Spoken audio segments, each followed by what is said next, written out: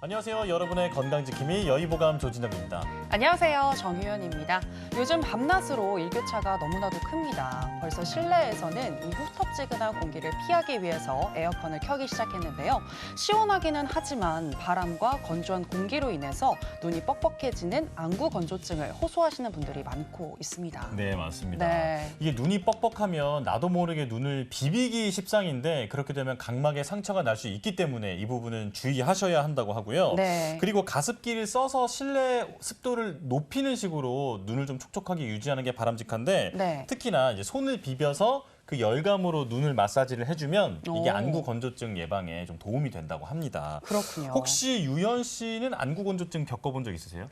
저도 아무래도 이게 방송을 하기 위해서 매일 렌즈를 좀 끼다 보니까 안구 건조증이 예전에는 없었는데 최근에 좀 생겼어요. 네, 그래서 네. 오늘 오신 원장님들께 제가 이 안구 건조증을 어떻게 치료하고 또 예방할 수 있는지 한번 물어보려고 합니다. 이게 뭐 우리 그 근로복지 아니겠습니까? 그렇습니다. 네. 저는 여의보감 MC가 돼서 너무 좋아요. 맞아요. 좋은 멘트 감사하고요. 자, 여의보감 오늘도 여러분의 두 눈을 초롱초롱하게 해드릴 건강 정보를 가득 안고 돌아왔습니다. 자, 1시간 동안 함께해 주실 두 분의 원장님 먼저 화면으로 만나보시죠.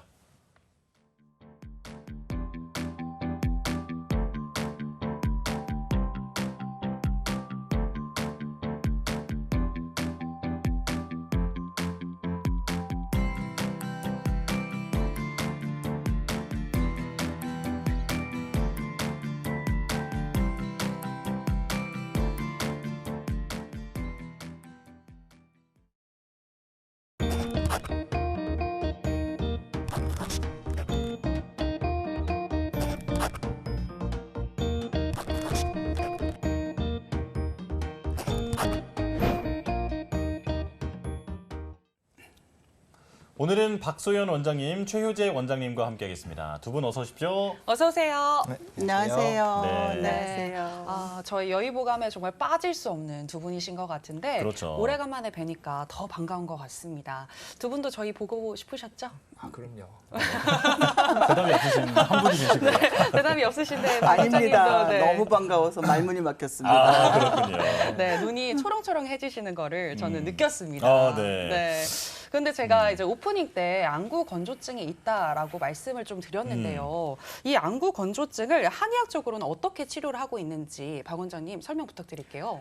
네, 제가 최근에 스트레스를 너무 심하게 받아가지고 네. 제가 안구 건조증이 왔어요. 오, 그리고 또 안구 건조증이 오다 보니까 염증이 생겨서 다래끼까지 났거든요. 근데 이제 보통 안구 건조증 그러면 조금 뭐 건조하다, 뻑뻑하다 이렇게 생각들 하시는데 네. 그게 심해지니까 눈이 아파요. 막 찌르듯이 아프고 막 모래알이 막 왔다 갔다 하는 정도로 너무 심하더라고요.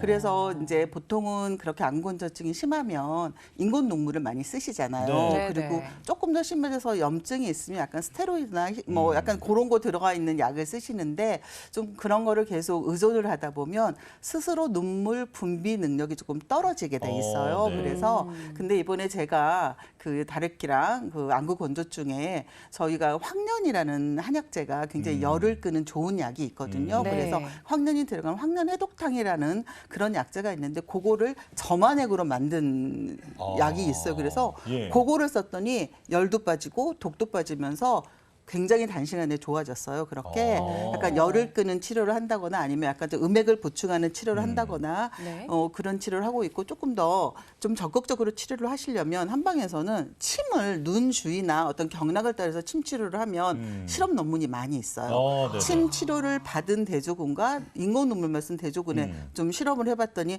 훨씬 이 침 치료를 받은 그 대조군에서 치료 효과나 유지 효과가 좋았다. 그렇기 때문에 안구 건조로 고생하시는 분들은 요즘에는 좀 한방으로도 조금 치료를 해보시면 좀 도움을 많이 받으실 것 같아요. 그렇군요. 네. 원장님, 저 혹시 그 침을 눈 뭐 어디에 놓는 건가요? 네, 눈 주변에. 눈 주변에요? 눈 주변에 놓고 사실 정명렬이라 그래서 네. 눈동자 여기다 놓는 경우도 있는데 네. 그런 경우는 무서워요. 약간 고도의 스킬이 필요하기 때문에 네네. 잘 놓으시는 분한테 가셔야 되고 네. 꼭 거기를 아니도 주변에만 놔도 아까 따뜻하게 하셔서 순환을 좀 도모한다고 네네. 말씀을 하셨잖아요. 침효과가 바로 그런 거거든요. 이쪽으로 순환을 도모하면 좋은 기운이 몰리면서 약간 그 눈물이 조금 더 잘 나오게 해서 인공 그 눈물보다는 훨씬 좀 좋은 효과를 볼 수 있을 것 같아요. 아, 그렇군요. 네. 이런 안구 건조증을 한의학적으로 치료하는 방법에 대해서 말씀을 해주셨고 또 효과가 좋다 이렇게 강조를 해주셨는데 자, 최 원장님 조금 전에 그 제가 오프닝에서 이 손을 비벼서 눈을 따뜻하게 하는 게 좀 도움이 된다 이렇게 네네. 얘기를 했는데 이런 것처럼 좀 도움되는 다른 방법이 있을까요? 네, 많이 있습니다. 오. 사실은 아까 말씀하신 이거 비벼가지고 이렇게 손을 대는 게 네.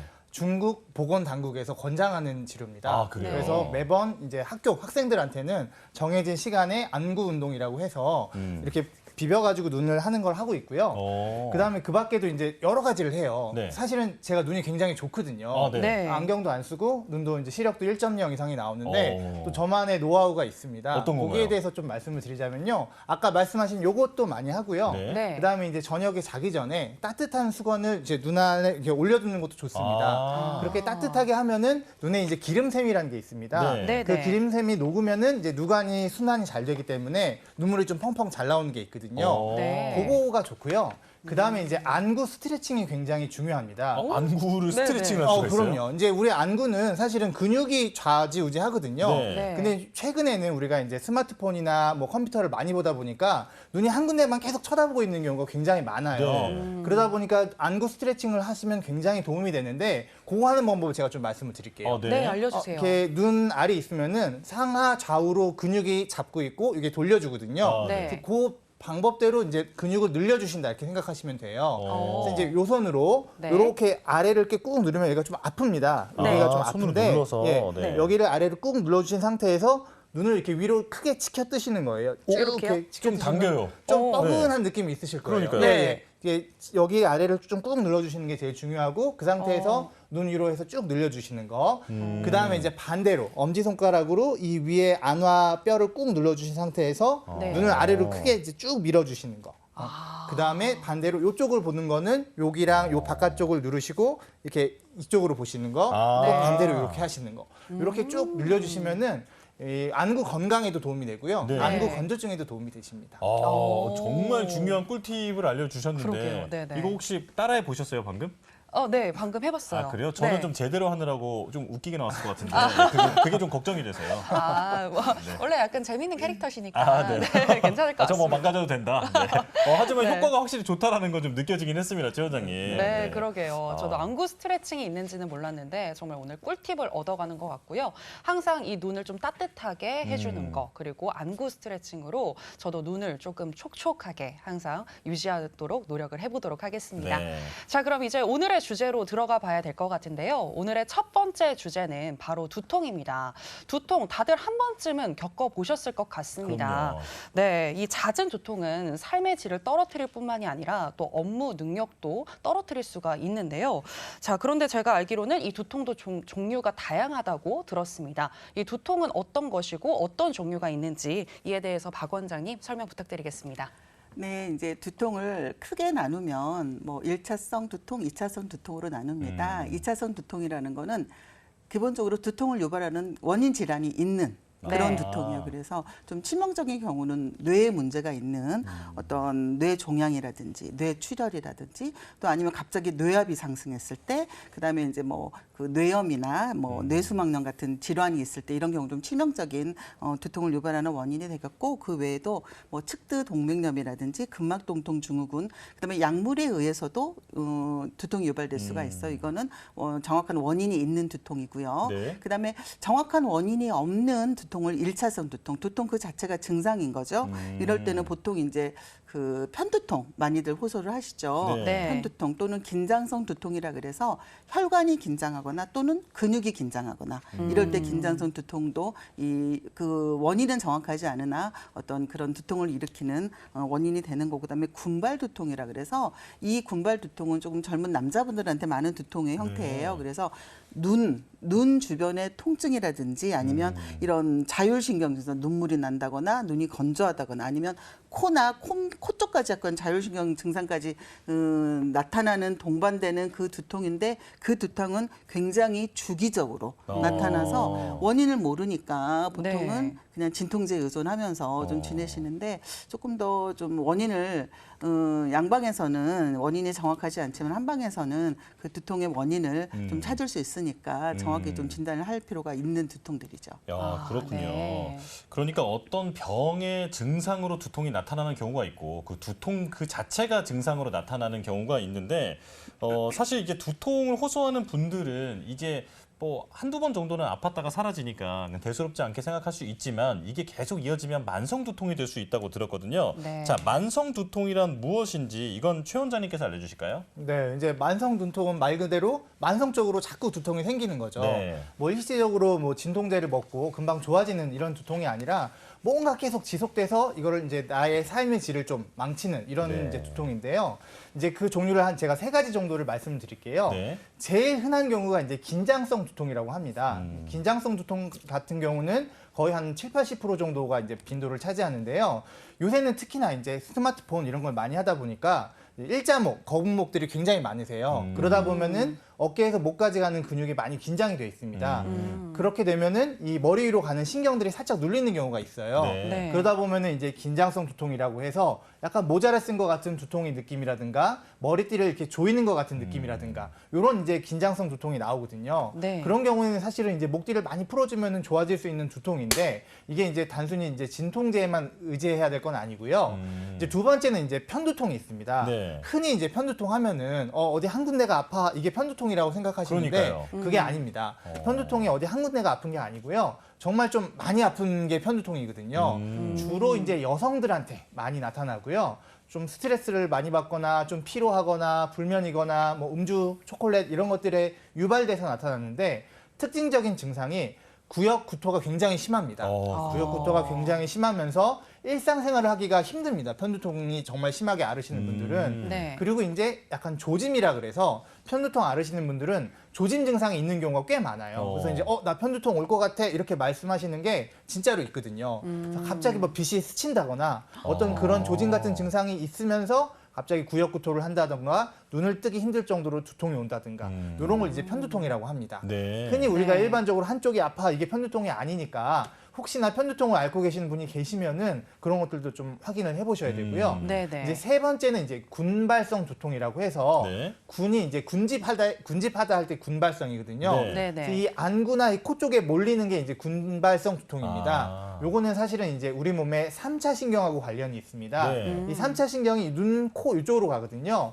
근데 여기에 뭔가 문제가 생겨서 눈에 충혈이 된다든가 눈물이 막 나온다든가 코막힘이 있다든가 콧물이 난다든가 이러면서 통증이 오는 건데 이거는 여성보다는 남성한테 굉장히 많아요. 네. 남성한테 굉장히 많고 통증도 10분 이내로 굉장히 극렬하게 나타나고 좀 계속 유지가 되고 이런 게 이제 군발성 두통이라고 합니다. 아, 그렇군요. 네네. 네, 만성 두통이란 무엇이고 또 어떤 증상들이 나타나는지 얘기를 해주셨는데요. 두통을 호소하시는 분들은 혹시 내가 만성 두통은 아닌지 한번 체크해 보시면 좋을 것 같습니다. 그리고 두통은 뇌종양이나 뇌수막염 같은 이 심각한 질환에 의해서도 나타나게 되는데요. 이런 경우는 일상생활에서 뭐 스트레스를 받거나 혹은 긴장해서 나타나는 두통과는 그 양상이 조금 다를 것 같습니다. 이럴 때에는 꼭 병원에 가야 한다라고 할 만한 그런 증상이 있는지 좀 얘기해 주시면 좋을 것 같은데요. 박 원장님 부탁드릴게요. 네, 이제 정도의 차이가 있고 뭐 반복하고 이런 두통은 굳이 생각보다 뇌 질환에서 오는 경우는 많이 드뭅니다. 네. 하지만 제가 이제 앞으로 3가지를 말씀을 드릴 텐데 이런 증상에 해당이 되시면 빨리 응급 상황이거든요. 네. 빨리 큰 병원 응급실로 달려가셔야 됩니다. 첫 번째, 머리가 아픈 게 번개가 치듯 아파요. 번개가 치서 그 통증의 정도가 상상을 초월한다고 얘기를 하거든요. 네. 그럴 때는 빨리 응급실로 가셔야 되고요. 그다음에 고열과 발진을 동반을 하고 뒷목이 뻣뻣하면서 경련 증상까지 있는 경우 이런 경우도 약간 뇌질환을 의심해 볼 수가 있으니까 네. 큰 병원으로 가셔야 되고요. 그다음에 이제 마지막으로 이 경우는 뇌경색에 해당되는데 네. 갑자기 의식이 없어지면서 머리가 아프고 뭐 말이 좀 어눌해진다. 그다음에 한쪽으로 힘이 빠지면서 이렇게 축 처지고 그다음에 감각이 이상한 이런 경우는 약간 뇌경색이나 뇌출혈의 증상이기 때문에 이런 경우는 응급하게 응급실로 가셔야 되는 좀 심각한 상태죠. 그렇군요. 네. 번개 치듯이 갑자기 아프거나 혹은 고열이나 발진, 뒷목에 뻣뻣함 그리고 경련까지 동반하는 경우 그리고 의식 이상 같은 다른 증상이 나타나는 경우에는 반드시 응급 환자니까 빠르게 치료를 받아야 한다 이렇게 강조를 해주셨습니다. 자 그렇다면 이제 두통의 원인에 대해서 얘기를 나눠볼 텐데 우리가 흔히 뭐 스트레스 받으면 나 머리 아파 이렇게 얘기를 하잖아요. 네. 혹시 이제 스트레스 같은 게 두통의 주요 원인인지도 궁금하거든요. 자 한의학에서 바라보는 두통의 원인 박 원장님께서 알려주시죠. 네, 스트레스도 당연히 두통의 원인이 됩니다. 그래서 이제 한의학에서 보는 두통의 원인을 크게 나눠보면 보통 감기 걸리면 머리 아프잖아요. 네. 그죠? 그럴 때는 이제 한방에서도 그거를 외감성 두통이라 그래서 이제 풍한 사기가 들어와서 감기가 걸렸다 이럴 때는 이제 외감성 두통으로 구별을 하고요. 그다음에 한의원에 또 많이 오는 경우가 소화기성 두통이 많으세요. 네. 소화가 안 됐을 때 머리가 아프면서 어지러운 증상 호소하시잖아요. 네네. 그런 경우에는 소화기 치료를 하셔야 되겠죠. 그래서 소화기성 두통 많고요. 네. 그다음에 스트레스를 받았으면 화가 나겠죠. 네. 그래서 화가 위로 솟구치면서 나는 두통. 이런 두통도 일단 한방에서는 화열성 두통이라고 그 원인을 구별을 하고요. 네. 그다음에 조금 전에 얘기했던 긴장성 두통. 네. 긴장성 두통이 혈관이 긴장한다거나 근육이 긴장한다거나 이렇게 근육 긴장성 두통도 한방에서 보는 두통의 원인으로 칠 수 있습니다. 그렇군요. 네. 외감 두통과 소화기성 두통, 그다음 화열성 두통과 긴장성 두통까지 이 두통의 원인이 정말 다양한 것 같은데요.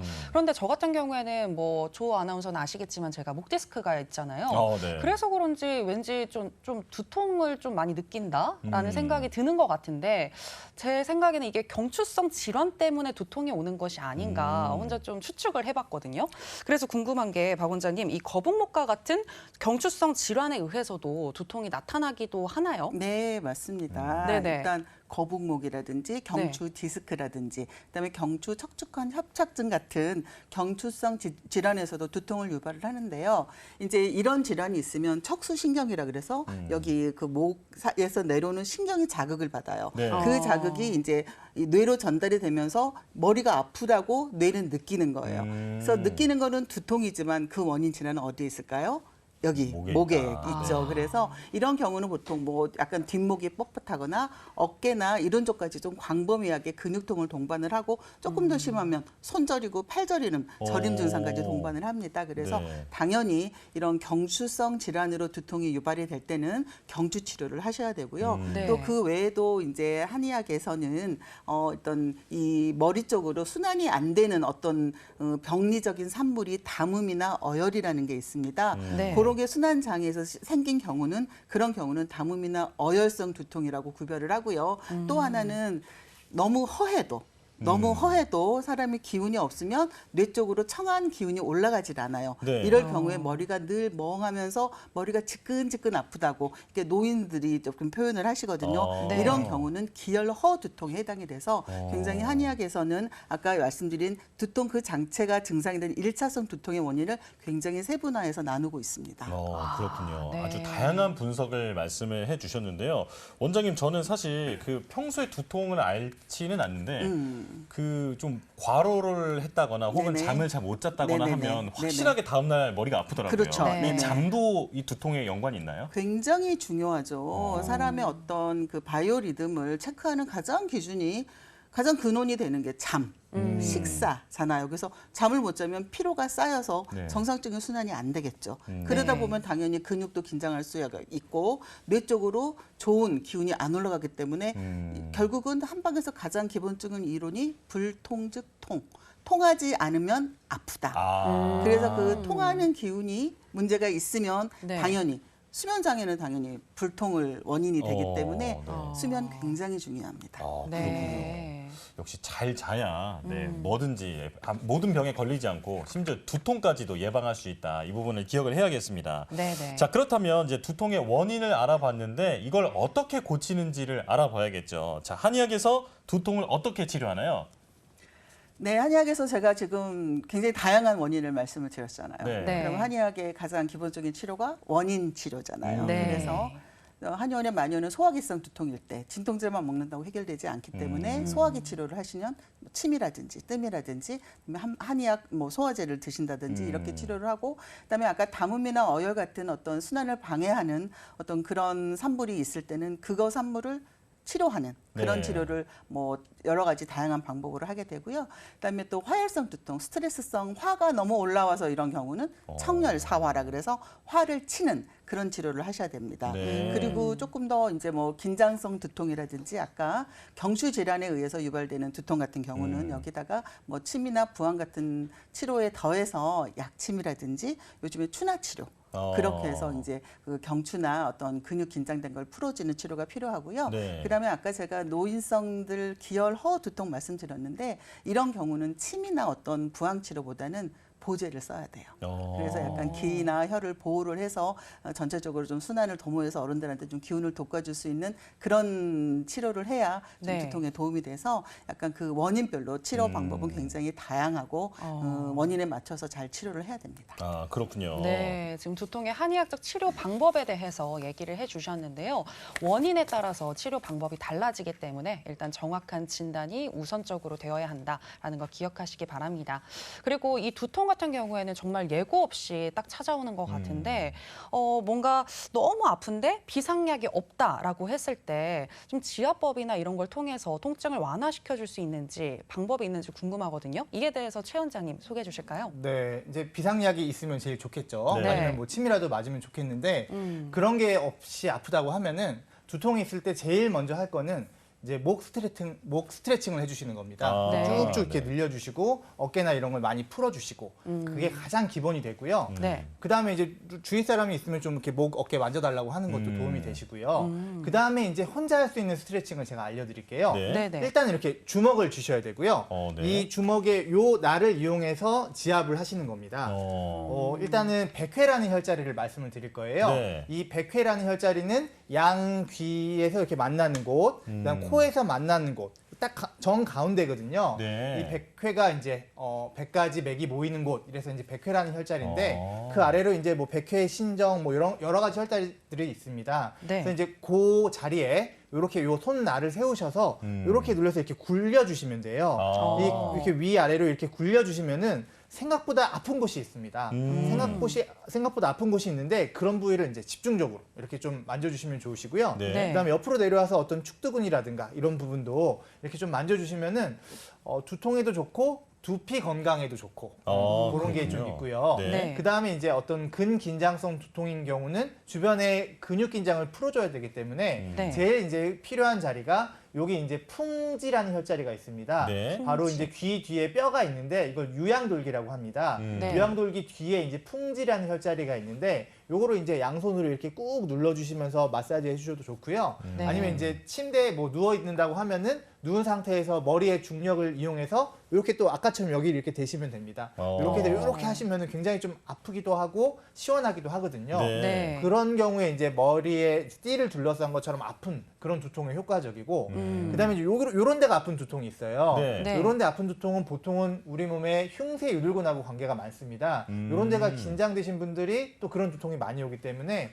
이제 시청자분께서도 이렇게 양쪽에 흉쇄 유들근을 만져봤을 때 이렇게 했을 때 튀어나오는 게 흉쇄 유들근이거든요. 네. 아픈 곳이 있다고 하면은 거기가 좀 안 좋은 거예요. 그래서 만약에 이쪽 머리가 아프다 그러면은 한번 여기 만져보시는 거예요. 만져봐서 좀 아프다 그러면은 자꾸 지압을 해주셔가지고 좀 풀어주시면은 분명히 좀 도움이 되실 겁니다. 네. 네, 그렇군요. 원장님 그리고 그 소화가 안 될 때 여기 누르잖아요. 네네. 합곡이라고 하나요? 네네. 네, 여기도 두통에 좋다는데 좀 네네. 소개를 해주실까요? 이제 합곡이라는 혈자리가 있는데 네. 사실 이제 대장경의 원혈이라고 해서 뭐 굉장히 많은 자리에 쓰입니다. 뭐 어, 소화불량에도 쓰이고 뭐 설사가 나려고 할 때도 쓰이고 뭐 두통에도 쓰이긴 하는데 네. 사실은 이제 한방에서는 열결이라는 혈자리를 더 많이 써요. 네. 열결이라는 혈자리는 어떻게 잡냐면요. 요 엄지손가락을 이렇게 했을 때 만나는 곳이 열결이라는 혈자리인데 네. 이제 두통의 명혈이라고 합니다. 그래서 아, 이제 네. 이렇게 해서 이 어떤 호구를 지나서 여기 요 자리를 만났을 때 여기를 이렇게 꾹 눌러주시는 이런 열결이란 혈자리나 아니면 합곡이란 혈자리를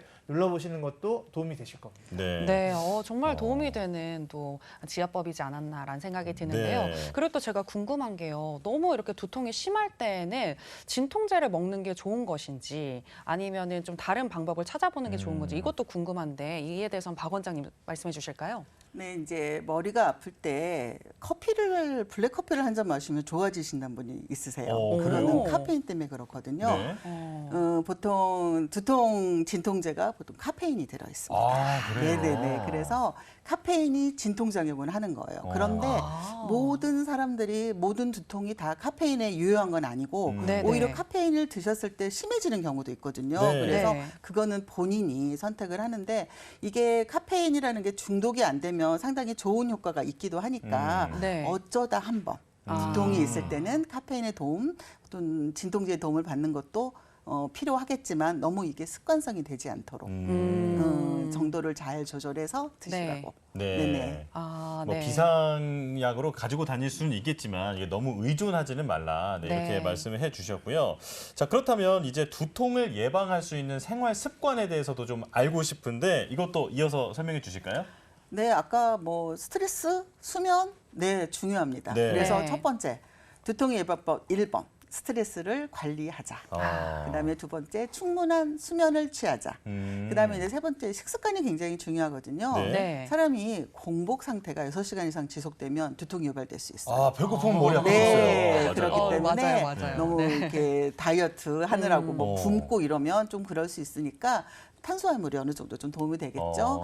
그다음에 또 특별히 두통을 유발하는 어떤 물질들이 있어요. 식품이죠. 네. 네. 그래서 예를 들면 초콜릿을 먹으면 머리가 아픈 사람이 있고요. 그다음에 네. 적포도주, 그다음에 식초 안에 들어있는 아민이라는 성분, 그다음에 조미료나 MSG를 많이 먹었을 때도 두통이 유발되고요. 그다음에 육가공품에 아질산염이 많아요. 햄이나 베이컨 같은 네. 거. 이제 약간 그런 것도 다 이제 두통을 유발하는 음식이 되겠고, 그다음에 청량음료나 아이스크림에 많이 들어있는 아스파탐이라는 성분도 두통을 유발하기 때문에 이제 건강한 어떤 식사를 하시는 게 중요해서 이런 가공품이라든지 인스턴트 식품은 두통을 가지고 계신 분은 가급적 피하시고 특별히 본인이 그 음식을 먹었을 때 두통이 유발되는 그런 약간 상관관계를 파악을 하셔서 네. 그 물질이 유발하는 거를 좀 피하시도록 하시고요. 기억을 해둬야겠네요. 네네네. 그리고 네. 이제 그러면 이제 어떤 차가 좋아요라고 이제 물어보신 분들이 많은데 네. 네네. 보통 좀 불안하고 이렇게 스트레스를 많이 받으시는 분들은 카모마일 차가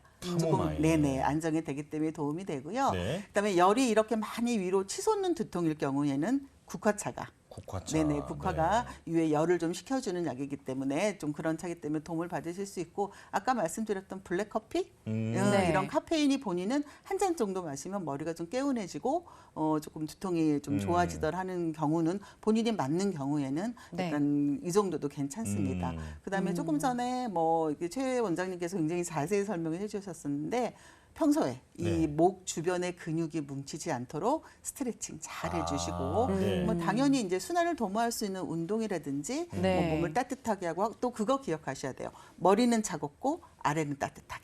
두한 조결. 네네네. 네네. 그래서 항상 머리는 시원하게, 그다음에 몸은 따뜻하게 해서 찬 공기는 내려오고 따뜻한 건 올라가서 순환이 잘 도모가 되기 때문에 네. 항상 그거 기억하셨다가 결국은 스트레스 안 받고 열받지 말자. 그게 뭐 예방의 가장 기본이 될 것 같습니다. 네, 두통 예방법 저도 꼭 한번 실천해 보도록 하겠습니다. 자, 끝으로 화면을 통해서 두통에 대해서 정리를 해봤습니다. 만나보시죠.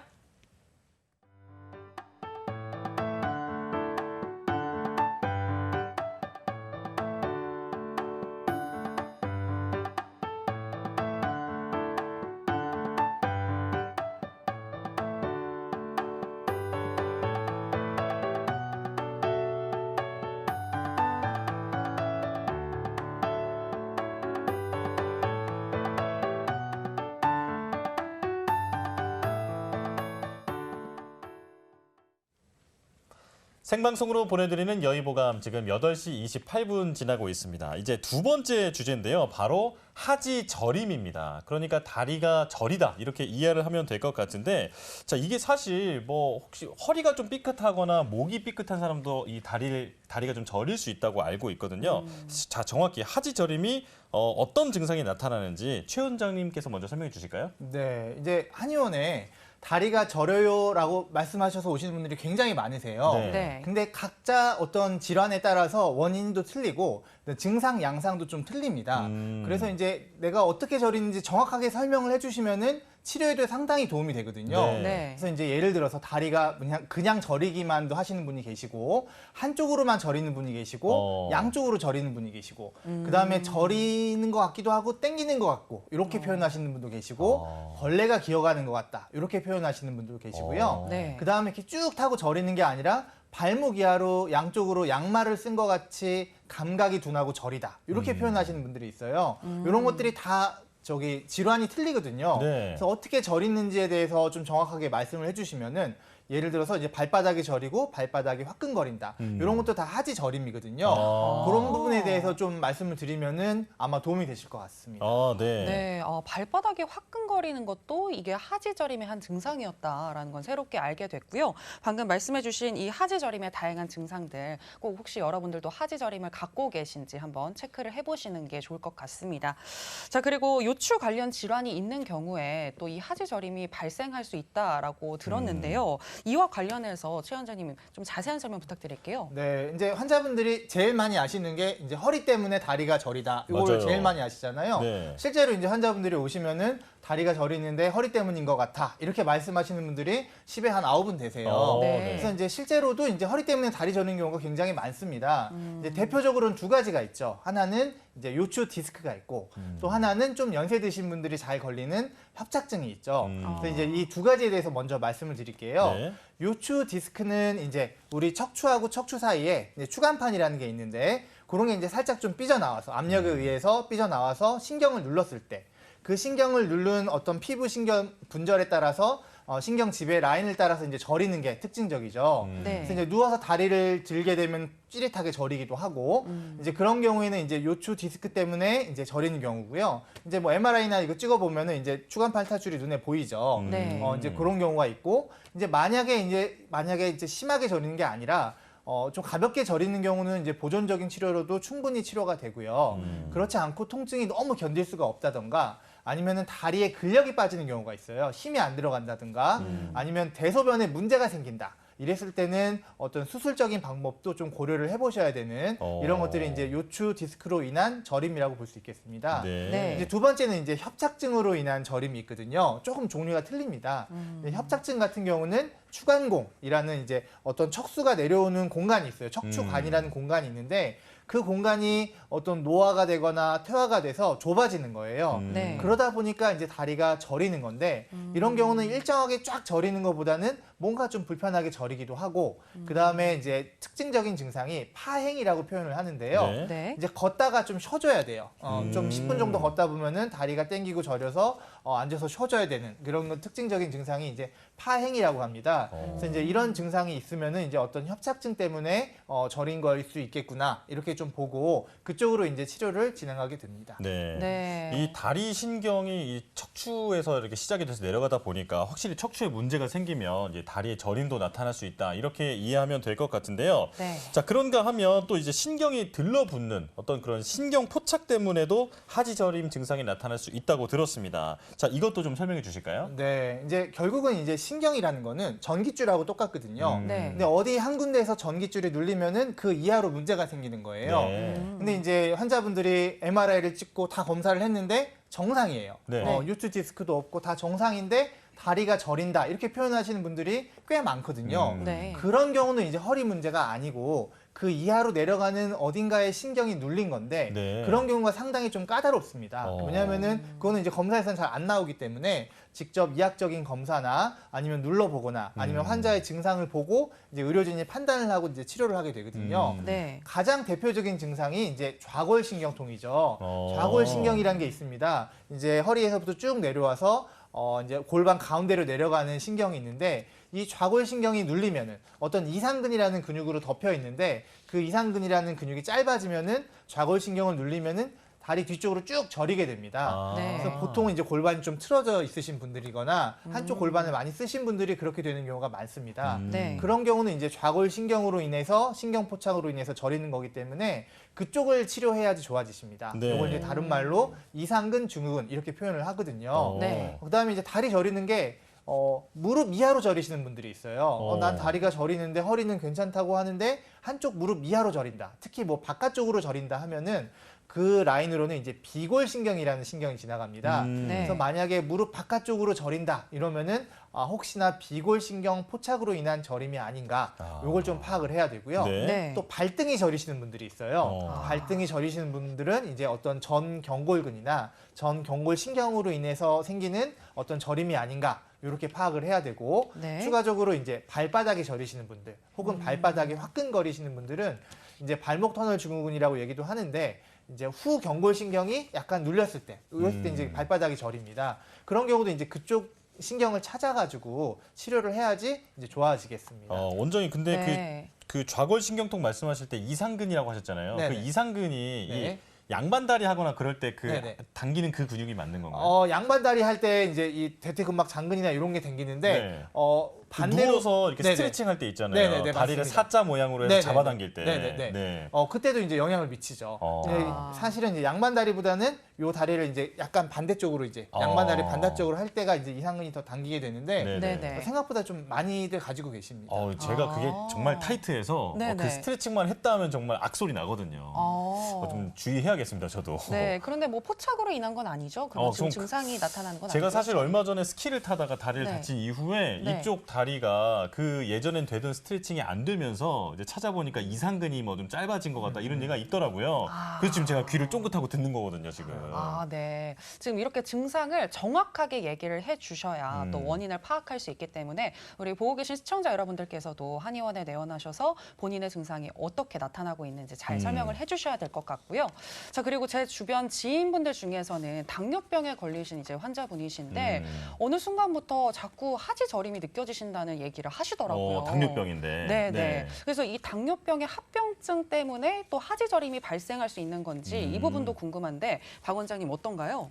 네, 맞습니다. 이 오랫동안 고혈당에 몸이 노출이 되면 네. 합병증이 생기는데 그거를 당뇨병성 신경병증이라고 합니다. 아. 말초신경병증. 네. 네, 이런 증상은 보통 당뇨 환자 한 15% 정도. 그다음에 이제 당뇨가 조금 오래되신 50대에 좀 다발한다고 보고 있고요.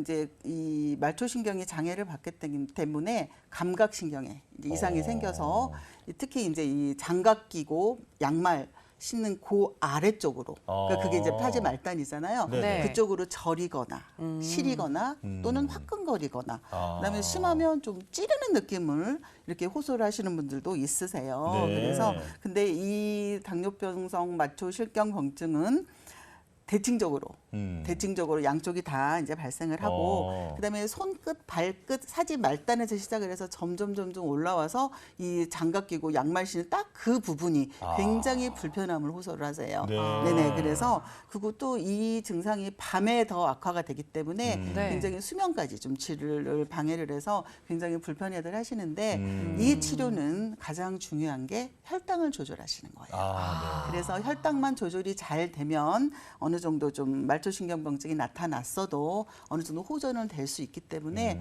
꾸준히 혈당 관리를 잘 하시는 게 가장 중요합니다. 네. 네. 지금까지는 보통 이 신경이 눌려서 저림 증상이 나타난다거나 이런 얘기를 해주셨는데 당뇨병 때문에 이 말초신경에 이상이 일어나서 이런 저리거나 간지러운 느낌이 날 수 있다 이렇게 말씀을 해주셨습니다.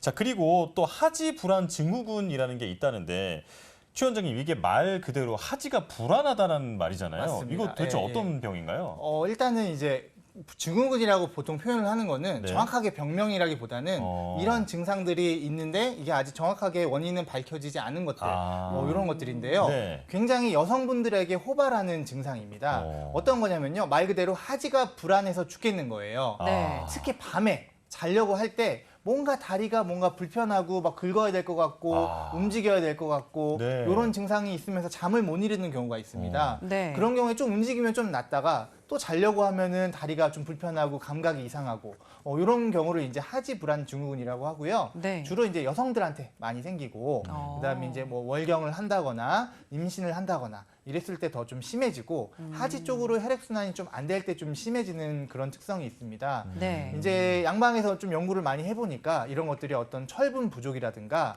아니면 뇌 안에 어떤 도파민 부족하고 관련이 있다더라 이런 얘기를 좀 하고 있거든요. 네. 이제 한방에서는 이제 약간 시오제라고 그래서 해서 뇌신경 흥분, 좀 예민하시거나 뭔가 좀 흥분이 좀 잘 되시는 분들, 그다음에 하지 쪽으로 좀 순환이 안 되시는 분들, 이런 분들한테 좀 많이 생긴다고 지금 보고 있고요. 네. 그런 쪽으로 또 치료를 하면은 또 어느 정도 좀 호전 효과가 있는 그런 질환이라고 볼 수 있겠습니다. 그렇군요. 네, 하지불안 증후군으로 인한 이 저림에 대해서 들어봤는데요. 방금 말씀을 하시면서도 이 순환이 안 돼서 하지불안 증후군으로 인한 저림이 나타날 수 있다, 뭐 이런 이야기를 해주셨는데 아무래도 이 순환이 안 돼서 일반적으로 저리는 현상이 가장 좀 일반적이지 않을까라는 생각이 들거든요.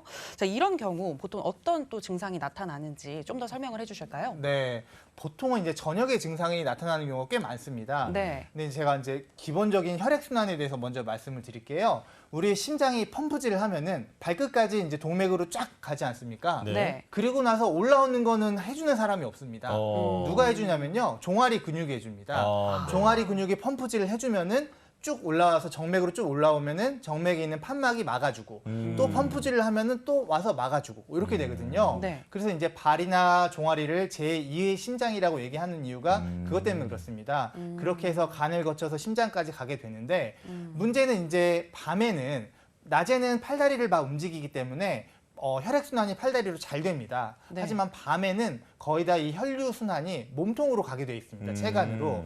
그러다 보니까 이제 밤에는 사지로 이제 혈액순환이 안 되기 때문에 여러 가지 증상들이 발현하기가 굉장히 쉽습니다. 특히나 이제 종아리 근육이 많이 뭉쳐 계신 분들 아니면은 이제 어르신분들 중에서 혈액순환이 굉장히 안 되시는 분들은 종아리 밤에 쥐가 난다 이런 말씀을 굉장히 많이 하세요. 네. 네. 한방에서는 이런 이제 전근이라고 얘기를 하는데 보통은 이제 종아리 근육이 많이 긴장돼 있으시면서 어떤 혈액순환이 잘 안 되시는 분들 이런 분들이 이런 게 생기고요. 네. 그다음에 이제 하지 정맥류도 사실은 좀 같은 류의 것들입니다. 하지 정맥류 같은 경우도 어떤 정맥 순환이 안 되다 보니까 정맥이 커지는 거거든요. 네. 그런 것들도 이제 결국은 어떤 하지 쪽으로 순환이 안 되는 것과 관련이 있고 어떤 수족 냉증이나 이런 것들도 어떤 하지 순환하고 관련이 있다고 볼 수 있겠습니다. 네. 그렇군요. 최 원장님, 근데 제가 추가적으로 한 가지 궁금한 게 있는데 네. 방금 밑에서 피를 올려주는 게 종아리의 역할이라고 하셨잖아요. 네, 맞습니다. 근데 요즘 여성들 같은 경우에는 이 네. 미적인 걸 네, 네. 따지면서 이제 네, 네. 종아리를 조금 슬림하게 만들기 위해서 네, 네, 노력하시는 네. 분들이 많은데 시술도 있고 그렇잖아요. 맞습니다. 네, 네. 이렇게 종아리가 좀 슬림하면 더 순환이 안 될 가능성이 높은 건지. 높죠. 왜냐하면 이제 결국은 이제 근육이 하는 역할을 줄여버리는 건데 네. 예를 들어서 우리 이제 미용으로 승모근 퇴축을 하는 경우도 있고 맞아요. 이제 비복근 종아리 근육을 퇴축을 하는 경우도 있는데 네. 그런 것들이 사실은 미적으로는 좀 도움이 될지 모르겠지만은 건강으로서는 안 좋습니다. 아. 특히 이제 제2의 심장이 종아리 근육인데 네. 사실은 예전에 그런 적이 있었어요. 저희 같이 일하는 선생님이 이제 그런 시술을 받았는데 아, 네. 그리고 나서 너무 좀 힘들어 하시더라고요. 아. 그래서 이제 이게 참 미용으로는 좋은데 또 좀 안 좋은 점이 있구나. 뭐 이런 걸 좀 알 수 있었습니다. 아, 네. 네. 혈액순환은 안 좋군요. 네, 내가 이 종아리가 튼실하다 이러면 나 그만큼 건강하다. 네, 이렇게 저 건강합니다. 네. 이렇게 받아들이시는 게 속편할 것 같습니다. 네. 자, 그렇다면 이제 한의학에서는 어떤 방법으로 하지 저림을 치료하는지 알아보겠습니다. 자, 최 원장님 계속해서 설명해 주시죠. 네. 일단은 신경이 눌리냐 아니면 혈액순환이 문제냐 이걸 좀 보셔야 되고요. 네. 신경이 눌린다고 하면은 그 원인 질환을 찾아서 신경을 치료해야겠죠.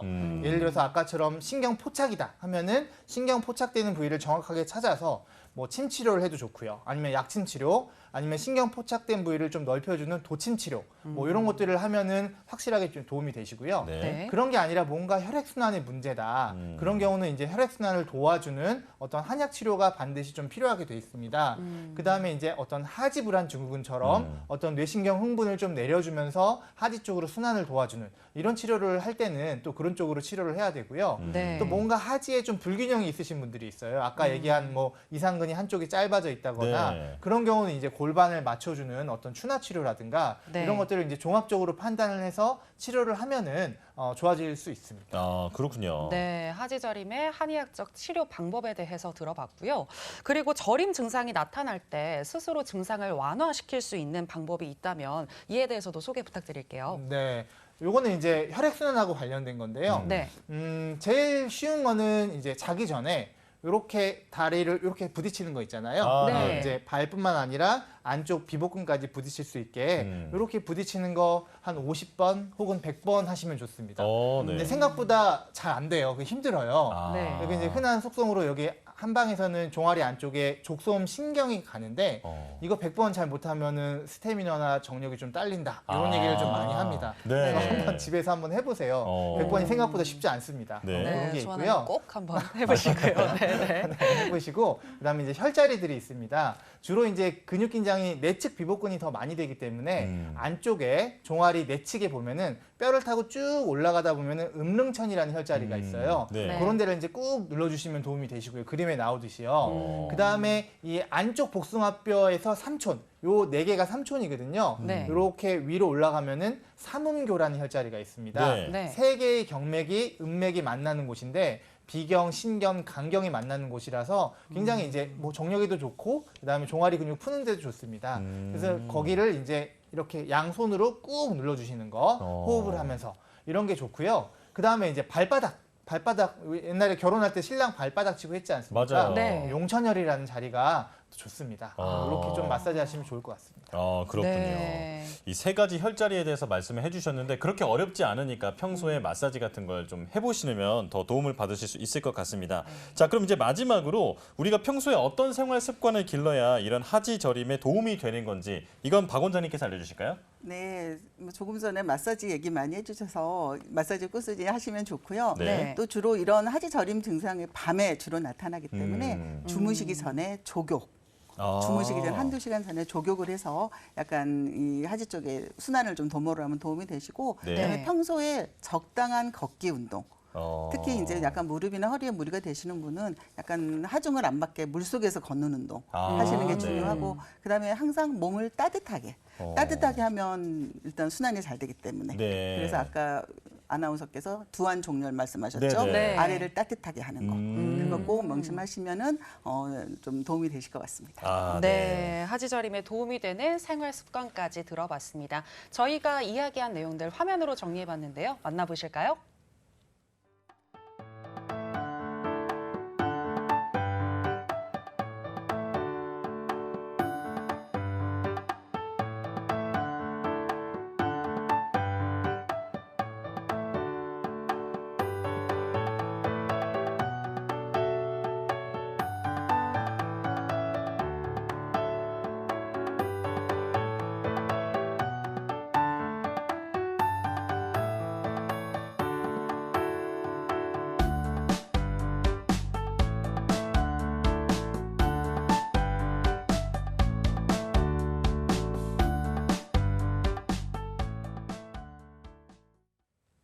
자, 오늘은 두통과 하지 저림에 대해서 알아봤는데 이 두 질병의 공통점 바로 순환이라는 단어가 아닐까 싶습니다. 네. 우리가 평소에 기혈순환도 열심히 그리고 혈액순환도 열심히 해야 이 두 가지 질병을 예방할 수 있다는 점 꼭 기억하셨으면 좋겠네요. 네, 그렇습니다. 그리고 주무시기 전에 간단한 스트레칭을 통해서 혈액순환이 잘 되게끔 좀 해보시면 좋을 것 같다는 생각이 들고요.